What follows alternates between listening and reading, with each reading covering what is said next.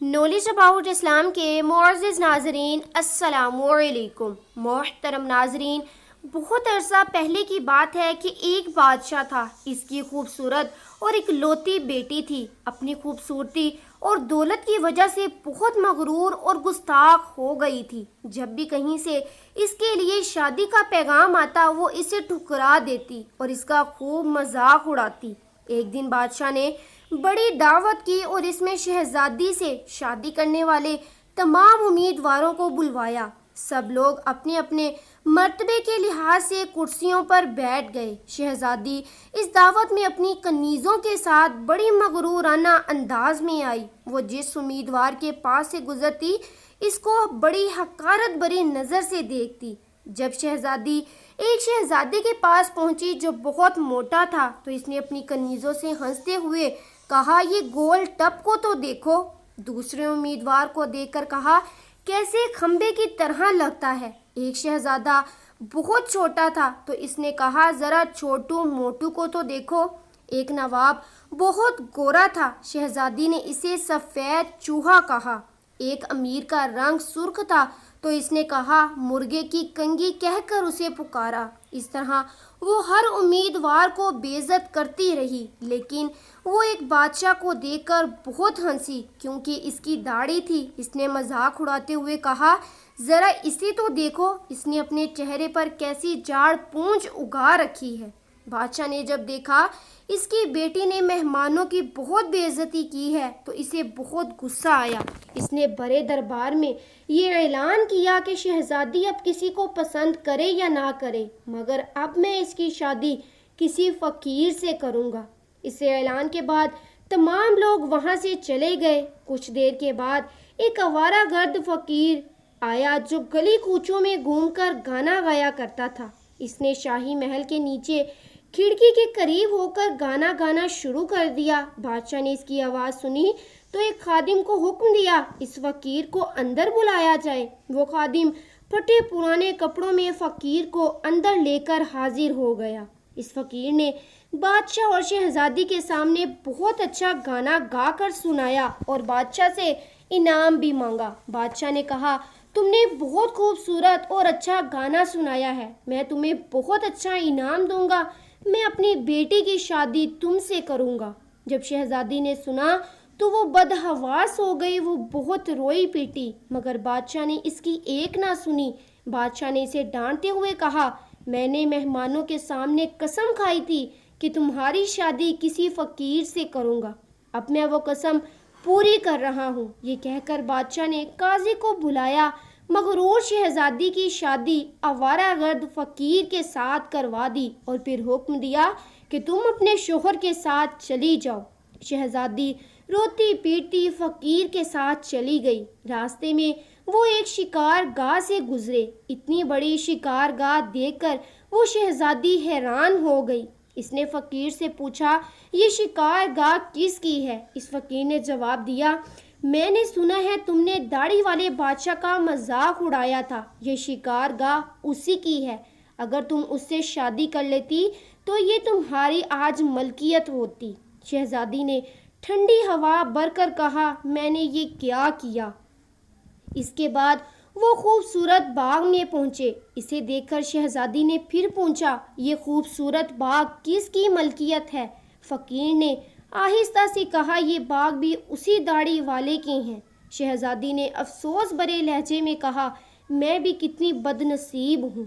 پھر وہ ایک عظیم و شان شہر میں پہنچے۔ اتنا بڑا اور خوبصورت شہر دیکھ کر شہزادی حیران رہ گئی۔ شہزادی نے پوچھا، اس شہر کا مالک کون ہے؟ فقیر نے اسے بتایا، یہ شہر بھی اسی داڑھی والے بادشاہ کا ہے، اگر تم اس سے شادی کر لیتی تو یہ سب کچھ تمہارا ہوتا۔ پھر شہزادی نے پچھتاتے ہوئے کہا کہ میں نے بہت بڑی غلطی کر دی، کاش میں اس سے شادی کر لیتی۔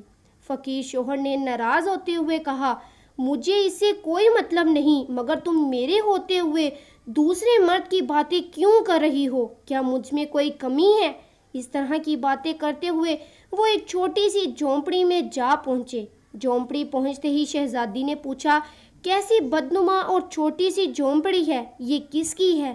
فقیر نے کہا، یہ میرا گھر ہے اور یہی وہ جگہ ہے جہاں تمہیں میرے ساتھ ساری زندگی گزارنی ہے۔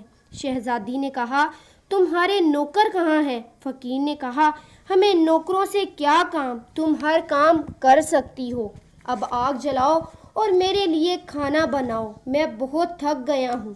کیونکہ شہزادی کو کھانا پکانا تو آتا ہی نہیں تھا، اس لیے فقیر نے اس کی مدد کی اور کچھ دیر کے بعد انہوں نے الٹا سیدھا کھانا پکا کر کھا لیا اور بعد میں سو گئے۔ دوسری صبح فقیر نے شہزادی کو جگایا اور گھر صاف کرنے اور دوسرے کام کرنے کو کہا۔ شہزادی تمام دن کام کرتی رہی اور جلی کٹی باتیں بھی سنتی رہی، مگر صبر کے سوا کوئی چارہ نہ تھا۔ اس طرح انہوں نے کئی دن گزار دیے۔ پھر ایک وقت ایسا آیا کہ ان کے پاس کھانے کے لیے کچھ نہ رہا۔ ایک دن فقیر نے کہا کہ میں نے جو کچھ کمایا تھا ختم ہو گیا ہے، اب تمہارے کمانے کی باری آ گئی ہے۔ میں تمہیں کچھ سامان لا کر دیتا ہوں جو گھر میں پڑا ہے، تم اس سے ٹوکریاں بنانا۔ یہ کہہ کر وہ فقیر جنگل کی طرف چلا گیا اور کچھ سامان وہاں سے اکٹھا کر کر لے آیا۔ شہزادی نے ٹوکریاں بنانا شروع کر دیں۔ اس نے پہلے کبھی ایسا محنت کا کام نہیں کیا تھا، اس لیے اس کی انگلیاں زخمی ہو گئیں اور اس سے خون بہنے لگا۔ یہ دیکھ کر اس کے شوہر نے کہا میرا خیال ہے تم یہ کام نہیں کر سکتی، میں تمہیں کچھ سوت لا کر دیتا ہوں، تم اس سے کپڑے بن دینا۔ مگر وہ یہ بھی نہ کر سکی۔ فقیر نے کہا تم میرے لیے بالکل بیکار ہو، کوئی کام نہیں کر سکتی، تم سے شادی کر کے مجھے بڑا نقصان ہوا ہے۔ بہرحال میں کوشش کرتا ہوں کہ تمہارے لیے مٹی کے برتن لا دوں، بازار جا کر اسے بیچ دیا کرو۔ مغرور شہزادی نے کہا جب میں مزار میں کھڑی ہو کر تو میرے شہر کے لوگ اس حال میں مجھے دیکھ کر خوب ہنسیں گے۔ فقیر نے کہا یہ میرا مسئلہ نہیں ہے، اگر تم بھوک سے مرنا نہیں چاہتی تو تمہیں یہ کام کرنا ہی پڑے گا۔ جب وہ شہزادی بازار میں برتن بیچنے کے لیے گئی تو ایک خوبصورت لڑکی کو لوگ بازار میں برتن بیچتا دیکھ تو اس پر ترس کھا کر کچھ نہ کچھ خرید لیتے۔ وہ برتن ایسی حالت میں تھے کہ بکنے کے قابل نہ تھے۔ فقیر نے اسے اور برتن لا کر دیے۔ اسی دوران ایک بدمزاج سپاہی وہاں سے گزرا۔ اس نے بازار کے بیچ میں برتن رکھے ہوئے دیکھ کر اپنی لات مار کر انہیں توڑ دیا اور کہا کہ آئندہ اس طرح راستے میں مت رکنا۔ شہزادی بہت پریشان ہوئی۔ اس نے سارا واقعہ گھر آ کر اپنے شوہر کو بتایا۔ شوہر نے کہا تم اتنی بے وقوف ہو سکتی ہو، مجھے یقین نہیں تھا۔ تم سے کس نے کہا تھا کہ بیچ بازار میں برتن لے کر بیٹھ جاؤ؟ آخر وہاں سے لوگوں کو گزرنے میں دشواری ہوتی ہوگی۔ میرا خیال ہے یہ بھی کام تمہارے بس کا نہیں ہے۔ خیر میں شاہی محل جاؤں گا، ہو سکتا ہے کہ وہاں تمہارے لیے کوئی کام نکل آئے۔ یہ کہہ کر وہ شاہی محل روانہ ہو گیا۔ شام کو فقیر نے گھر واپس آ کر کہا کہ شاہی محل میں تمہارے لیے باورچن کی جگہ مل گئی ہے، اب کم سے کم ہمیں کھانے کو خوب مل جائے گا۔ اور اس طرح ایک مغرور شہزادی ایک مددگار باورچن بن ہی گئی۔ وہ ہر روز صبح سے شام تک باورچی خانے کے سارے کام کرتی تھی اور شام کو لوگوں کا بچا ہوا کھانا لے کر وہ گھر واپس آ جاتی اور اس طرح دونوں میاں بیوی کا گزر ہو جاتا۔ محل میں آئے اسے کچھ دن ہی گزرے تھے کہ اس نے سنا کہ محل میں کوئی شادی کی تقریب ہونے والی ہے۔ مقررہ دن جب مہمان آنا شروع ہوئے، شہزادی باورچی خانے کی کھڑکی سے دیکھ رہی تھی۔ ہر طرف بڑی شان و شوکت اور دھوم دھام نظر آ رہی تھی، مگر شہزادی اپنی قسمت پر آنسو بہا رہی تھی اور اپنے غرور و تکبر اور اپنی بے وقوفیوں پر پچھتا رہی تھی۔ اسی دوران کچھ کنیزیں آئیں اور انہوں نے اسے بہت مزیدار کھانے دیے جو اس نے ٹوکری میں رکھ لیے اور گھر کی طرف چل پڑی۔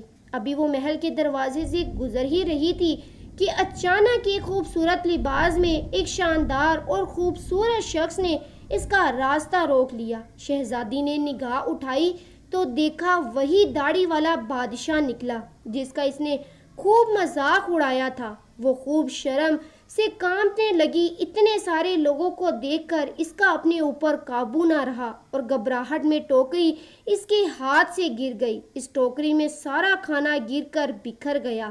تمام درباری ہنسنے لگے۔ شہزادی کا یہ حال ہوا کہ کسی طرح زمین پھٹ جائے اور وہ اس میں سما جائے۔ اس نے جھٹکے سے اپنا ہاتھ چھڑایا اور بھاگنا چاہا کہ بادشاہ نے اسے لپک کر دوبارہ پکڑ لیا اور بڑی نرمی سے کہنے لگا، ڈرو مت، تم نے مجھے لگتا پہچانا نہیں، میں وہی آوارہ گرد گانا گانے والا فقیر تمہارا شوہر ہوں جو جھونپڑی میں رہتا ہوں۔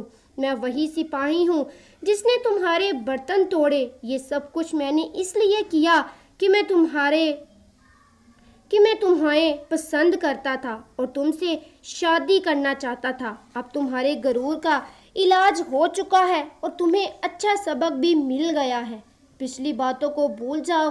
دیکھو آج ہماری شادی کی تیاریاں ہو رہی ہیں۔ اسی وقت کنیزیں آئیں اور اسے اپنے ساتھ لے گئیں اور شہزادی کو دلہن کا لباس پہنایا۔ وہ دوبارہ حال میں آئی تو دیکھا کہ اس کے والدین اور اس کے تمام درباری بھی وہاں موجود ہیں۔